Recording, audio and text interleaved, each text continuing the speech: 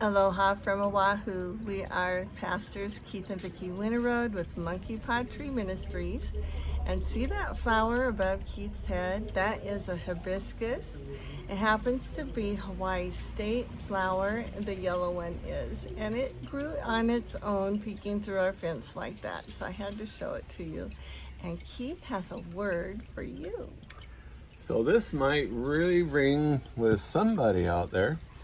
We've all been familiar with the story of the prodigal son. The younger son says, "Give me my inheritance. I don't want to live here anymore. I want to go off. I'm going to go off and party."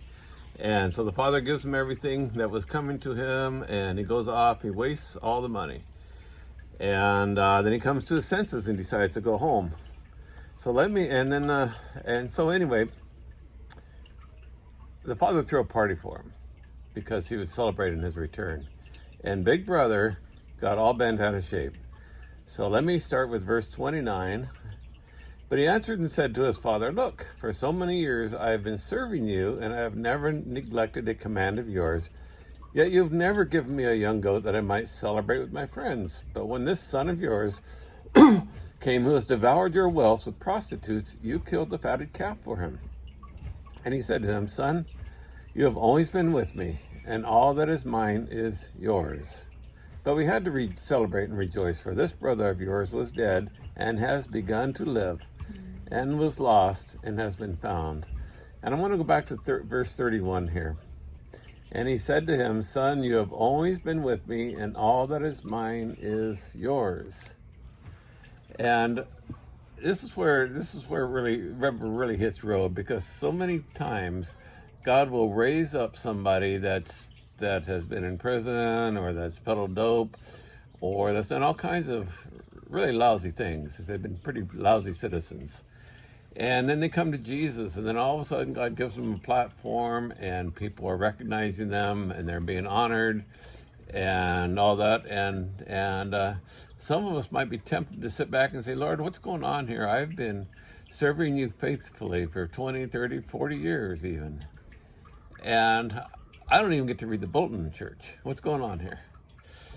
And the father would say to us, just like he said to the older son, "Son, you have always been with me, and all that I have is yours. All that is mine is yours." And so the Father's not holding out on us.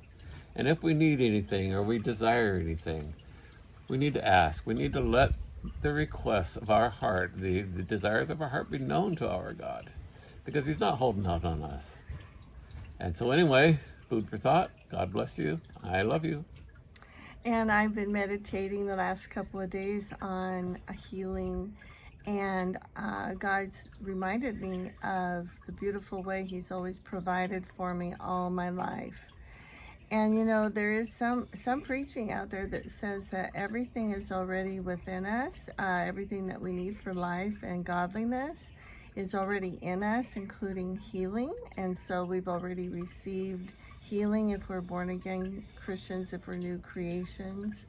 We already have everything in our spirit that we need for our life. And so the Lord said, just the way I've always provided for you, I have had healing for you. You already have it. It's in you. And so what we need to do in renewing our minds is get our mind, will, and emotions to agree with that. Get our soul to line up with our spirit, and then command our body to line up. It has to, if our spirit and our soul is lined up. If I take Jesus's hand and I say, "I believe you and I believe your word," and in 1 Peter 2:24 you say, "By your stripes I was healed," and then I take that by faith, then I can command my body to line up with the truth of that word too, and it has to obey. So I just wanted to share that little tidbit with you, and God bless you. Aloha.